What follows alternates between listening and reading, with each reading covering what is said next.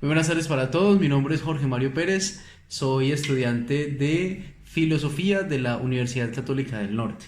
En esta oportunidad entonces quisiera compartir con cada uno de ustedes el contexto histórico, geográfico y social de la antigua Grecia. Pues al respecto de esta unidad temática es importante tener en cuenta que la Grecia que conocemos hoy pues tiene sus antecedentes aproximadamente, como data la historia, a partir del siglo VIII antes de Cristo. La sociedad griega era absolutamente rural, ¿no? Hasta el siglo VIII los griegos eran eminentemente rurales y la principal fuente de su riqueza estaba fundamentada en la posesión de la tierra. Además estaban organizados entre cortijos que eran territorios para facilitar, digamos así, la comunicación entre la familia, los campesinos y los esclavos. Y en los territorios que actualmente hemos mencionado como fuente de la riqueza, pues se producía todo lo necesario para la subsistencia y vendían algunos excedentes. El comercio se realizaba a través de los famosísimos trueques que eran muy comunes en la antigüedad y ya después empezaron a utilizar la implementación de los lingotes de oro y después tiempo más hacia el siglo octavo antes de Cristo se empezó a utilizar la moneda y esto pues hizo que el comercio obtuviera mayores beneficios tanto sociales como culturales porque se empezaron a acumular capitales y fortalecimiento de la polis o de los estados como va a recibir su nombre más adelante. Las dos ciudades o polis más importantes de la Grecia antigua fueron Esparta y Atenas, que son muy conocidas en las novelas o en las historias que hemos leído. Inicialmente el poder de las ciudades o de las polis fue monárquico y militar, para tener en cuenta. El rey ejercía la jefatura desde la milicia, pero también era el responsable de impartir la justicia y de promover la religión del momento. También es importante que tengamos en cuenta que durante el siglo V antes de Cristo, Pericles fue elegido como estratega de Atenas y dominó el mundo griego. Es la época donde se conoce la plena democracia, o mejor, donde se ejercita la plena democracia y existió una política de obras públicas.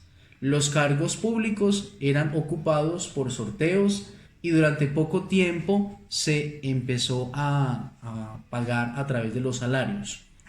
En ese siglo V antes de Cristo o el siglo de Pericles, como es conocido también en algunas fuentes de historia, se fundaron algunas colonias, fue el gran esplendor comercial, se dio un desarrollo marítimo y se empezó la explotación de las minas y del sistema bancario. Florecieron las artes y la filosofía, por la cual es conocida el mundo griego.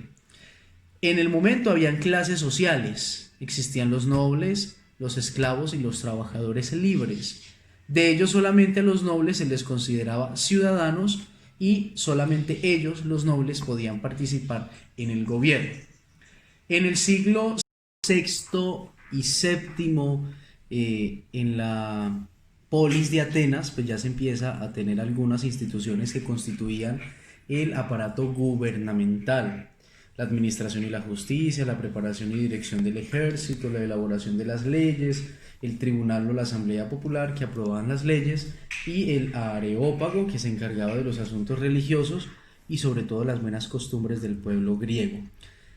A continuación entonces quisiera mencionar algunos rasgos generales de la geografía de Grecia. Es importante tener en cuenta que la civilización griega ocupaba parte de los territorios de la península de los Balcanes, las islas del mar Egeo, la zona costera del Asia Menor, actualmente lo que conocemos como Turquía y Creta. Posteriormente, en su etapa de mayor esplendor, ocuparía el sur de Italia, como bien conocemos, y la actual Sicilia y el sur de Francia, la costa del Levante español.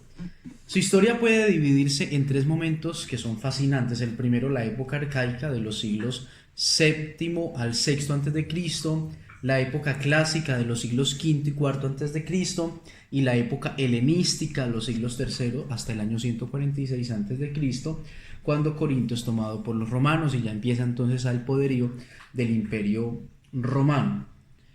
Interesante también entonces que tener en cuenta que a partir del siglo VII antes de Cristo, estamos hablando de la época arcaica, se produce en el territorio heleno las grandes transformaciones económicas y sociales del momento. Y los griegos acostumbraban a tomar como punto de arranque de su historia el año 776, la fecha 10 de las Olimpiadas.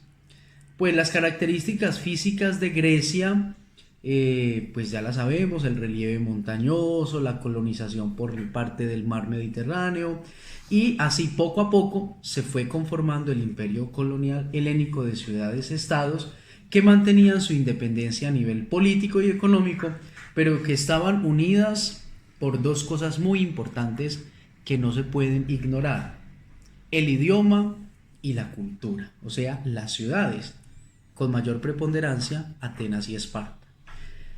Otro dato bastante interesante del cual debemos echar mano es que en el siglo V antes de Cristo los intereses de los griegos chocaron con los de los persas en la zona de Asia Menor.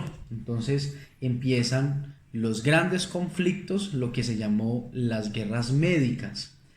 Pero los griegos obtuvieron la victoria gracias a que eran empoderados con las cuestiones navales. Y por eso se llamó a esa victoria de las guerras marítimas la Liga Delos, la Liga de Delos, que significa un ejército formado por todas las polis griegas, pero capitaneado por Atenas principalmente, una de las ciudades de mayor ahínco en Grecia.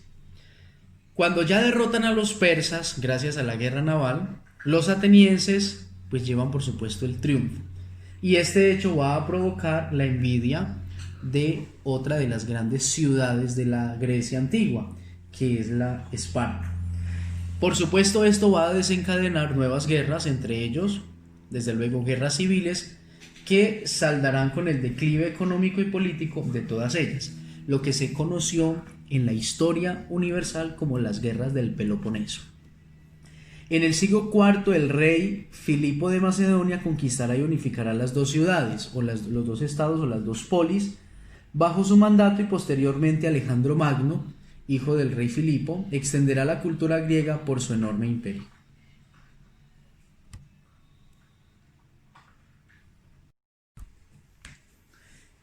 A continuación entonces vamos a analizar algunos aspectos que son importantes para el pueblo griego. Sobre todo que en la arquitectura todos los elementos constructivos están supeditados a unas relaciones fijas establecidas de antemano que garantizan la belleza de los edificios. Son los órdenes arquitectónicas que parte del diámetro de la columna. Orden arquitectónico, columna más entablamento, que sería como algo interesante, un dato de cultura general para tener en cuenta. Con respecto a las esculturas ocurre lo mismo, donde la altura del cuerpo equivale a un determinado número de veces la altura de la cabeza, es el canon que enviará de unos escultores a otros. Y otro rasgo importantísimo fue la capacidad de evolución. El arte griego es esencialmente un arte que ha evolucionado. Hay que tener en cuenta para la comprensión del fenómeno artístico griego que el artista goza de cierta consideración y libertad en la sociedad. No estuvo sometido a los rígidos dictados del poder civil y religioso, pudiendo expresar en las obras todo su genio creativo, que era algo absolutamente contrario a la religión y a la cultura, donde no había libertad de expresión. Ahora, la expresión más abstracta de este orden racional es la teoría platónica de las ideas, que comúnmente la podemos conocer por nuestros estudios de filosofía. Interesante tener en cuenta que el antropocentrismo, el racionalismo y la búsqueda de la belleza formal abstracta son las características que definen el arte griego, que se manifestará en la arquitectura, en la escultura y en la pintura. Finalmente quisiera mencionar algunas características generales en este contexto histórico, cultural y económico, social y político que he mencionado al respecto a grandes rasgos, porque pues nos podríamos quedar aquí horas y horas haciendo un video, pero no es el objetivo. El carácter humanista del arte griego siempre se va a reflejar en la arquitectura, siempre. Las grandes construcciones poseen armonía con el hombre, evitando los grandes moles. La arquitectura es concebida como una manifestación del número y del equilibrio, armonía y proporción entre los diversos elementos. En ella se da una perfecta relación entre verticales y horizontales, entre llanos y entre vacíos. No se concibe el edificio como algo aislado, sino formando parte de un conjunto. Es en Grecia donde primero se establece una relación entre el volumen del edificio y el espacio natural. Surge entonces ahí el concepto famosísimo de urbanismo. De lo que hemos dicho en los apartados anteriores, se comprende que el arquitecto griego pone mayor atención en la apariencia externa del edificio que en la creación de un espacio interno. La máxima perfección técnica se pudo alcanzar en el siglo V a.C., dejando poco margen para posteriores innovaciones. El material que se utilizó fue la piedra en forma de sillares unidos sin argamasa, pero trabajados entre sí mediante grapas metálicas. El sistema constructivo empleado fue el adintelado, que al estar basado en una estructura de líneas horizontales y verticales, produce la sensación de serenidad. No desconocieron el uso del arco y de la bóveda, pero lo utilizaron en construcciones secundarias. Eso es interesante. Ahora, el principal elemento sustentante fue la columna. Otro elemento importante es el entablamento, que es la parte horizontal sustentada del edificio, que resaltaban los determinados elementos arquitectónicos mediante la policromía. Además de la escultura, emplearon como motivos decorativos meandros, ondas, espirales, rosetas, ovas, perlas, hojas de acanto y de cardo, etc. Muchos otros más. Los diversos tipos de edificios estaban vinculados a la estructura orgánica de la ciudad y a las exigencias de la vida comunitaria, que son además un reflejo de la concepción griega del hombre como un animal social. Su principal monumento, siempre en todas las épocas, pues fue el templo. Otras construcciones destinadas para el uso de los ciudadanos fueron los teatros, los hipódromos, las palestras, el odeón, el estadio, etc. También hay que citar los santuarios, que son desde luego los lugares sagrados para los griegos, configurados por diversas edificaciones en los que se reunían periódicamente para sus cultos. No existieron monumentos funerarios ni palacios, que es algo también, un dato bastante interesante. Bueno, me despido, yo soy Jorge Mario Pérez Serna, soy sacerdote de la diócesis de Cartago, estudiante de filosofía de la Universidad Católica del Norte. Son datos que he podido clarear dentro de mis conocimientos al respecto del griego. Felicidades.